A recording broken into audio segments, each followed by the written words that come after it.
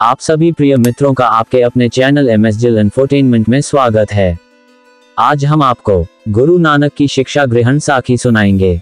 गुरु नानक के गहन और ठोस विचारों से बहुत प्रभावित होकर गोपाल मेहता कालू से मिले और उन्हें सलाह दी कि वे अपने बेटे को किसी विद्वान के पास भेजें जो उसे संस्कृत और हिंदू धर्मग्रंथ पढ़ा सके।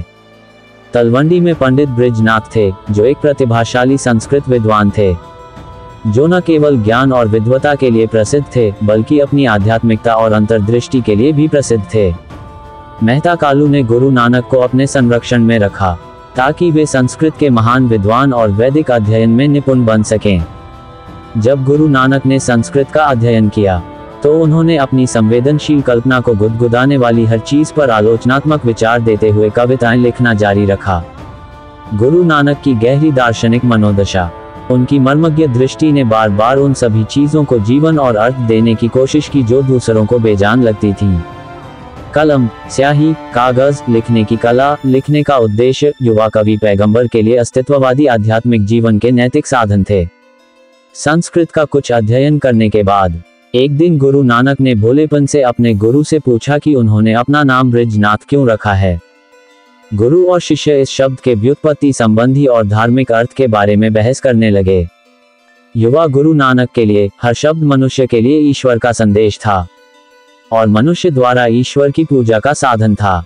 उनके विद्वान गुरु ने उन्हें विभिन्न संस्कृत ग्रंथों से जो शिक्षाएं दी वे गुरु और शिष्य के बीच चर्चा का विषय बन गईं। गुरु नानक ने एक ईश्वर को स्वीकार किया लेकिन देवी देवताओं को नहीं।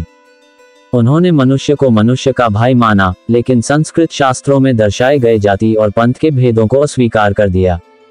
वे हिंदू संतों और मुस्लिम दरवेशों के साथ खुलकर घुल मिल गए और उनमें से कई के साथ अपने अनुभवों का ज्ञान लेकर आए, जो कि संस्कृत शिक्षक द्वारा सिखाए जाने वाले शास्त्रों के संकीर्ण पाठ से कहीं अधिक था। 2 साल बाद पंडित बृजनाथ ने मेहता कालू को बताया कि गुरु नानक को उनसे सीखने के लिए और कुछ नहीं है। गुरु नानक आध्यात्मिक ज्ञान के अवतार थे और हर रोज उनके सहपाठी उनके इर्द गिर्द बैठते थे और उनके मधुर गीत, उनकी अनोखी कहानियां और उपदेश सुनते थे। संस्कृत के अपने ज्ञान में वह कुछ भी नहीं जोड़ सकते थे जो उन्होंने 2 साल में हासिल किया था। युवा गुरु नानक उन चीजों को जानने के लिए उत्सुक थे जिन्हें बृजनाथ नहीं सिखा सकते थे। उनके सवाल हैरान करने वाले थे और पारंपरिक हिंदू विचारों पर उनकी टिप्पणियां बेहद परेशान करने वाली थीं। गुरु नानक अब 9 साल से ज्यादा के हो चुके थे। राय बुलार, जो उनसे बहुत प्यार करते थे, ने मेहता कालू को सलाह दी कि वे गुरु नानक को फारसी और अरबी पढ़ाने की व्यवस्था करें ताकि जब मेहता कालू सेवानिवृत्त होना चाहें तो वे उनके कारदार प्रशासक बन सकें। अपनी असाधारण प्रतिभा के साथ गुरु नानक प्रांतीय गवर्नर के अधीन उच्च पद भी ले सकते थे। फारसी दरबार की भाषा थी और अरबी इस्लामी धर्मग्रंथों की भाषा थी, इसलिए क्षत्रिय परिवारों के बच्चों के लिए उनका अध्ययन महत्वपूर्ण था। मेहता कालू ने मुल्ला कुतुबुद्दीन से गुरु नानक को फारसी और अरबी पढ़ाने का अनुरोध किया। बुधवार का दिन था। गुरु नानक ने फारसी का अध्ययन शुरू किया। उन्होंने इस पर गंभीरता से ध्यान दिया और इन भाषाओं के सभी पहलुओं पर अपनी त्वरित पकड़ और अपनी विलक्षण स्मरण शक्ति से अपने गुरु को आश्चर्यचकित कर दिया। 2 वर्षों के भीतर उन्होंने फारसी और अरबी भाषाओं में पर्याप्त दक्षता हासिल कर ली, जिससे वे उनके साहित्य को पढ़ने और अध्ययन करने में सक्षम हो गए।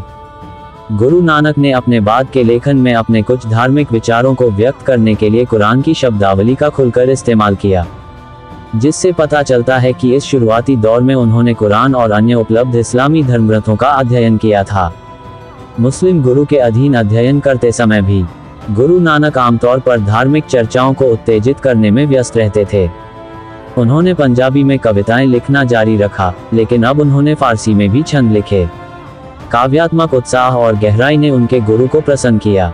मुल्ला कुतुबुद्दीन ने जो सिखाया था उसका अध्ययन करने के बाद गुरु नानक ने तलवंडी के शिक्षकों द्वारा सिखाई गई सभी बातों को सीखकर अपनी शिक्षा पूरी की। अपना कीमती समय निकाल के हमें सुनने के लिए सभी दर्शकों का हार्दिक धन्यवाद। और भी सिख इतिहास, कहानियां और घटनाएं जानने के लिए बने रहे हमारे साथ। वाहेगुरु जी दा खालसा, श्री वाहेगुरु जी दी फतेह।